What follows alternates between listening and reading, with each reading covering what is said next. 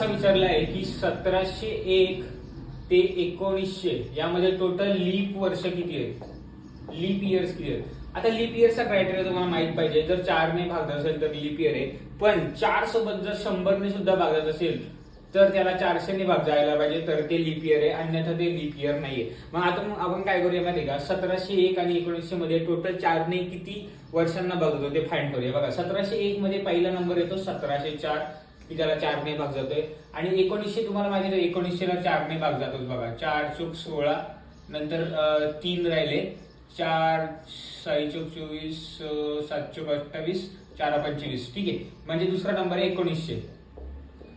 आता यामध्ये total number किती तरी आपल्याला फाइंड करायचे, तर बघा कसं करायचं. 1900 मायनस 1704 करायचे, डिवायडेड बाय 4 करायचं आणि +1 करायचं. त्याचं उत्तर बघा किती. आता याच्यातून तुम्ही हे मायनस केले तर बघा 200चं अंतर आहे आणि 200 मधून 4 गेले म्हणजे 196/4, म्हणजे 4 चोक 16, 4 9 36 +1 म्हणजे टोटल 50 नंबर आहेत. 1704 ते 1900 मध्ये टोटल 50 नंबर आहेत की त्यांना 4ने भाग जातो. पण याच्यातले काही नंबर आहेत त्यांना 100ने भाग जातो. कोणते नंबर आहेत तर 1800 आणि 1900. आता हे लीप इयर आहेत का आपल्याला फाइंड करायचे, त्यांना 100ने भाग जातोय, तर अजून एक कंडिशन आहे की 400ने पण भाग जायला पाहिजे. याला 400ने भाग जातो, बघूया. 0 गेला, 4 चूक 16 नाही, याला नाही जात. याला पण आपण 400ने भागिले करून बघूया.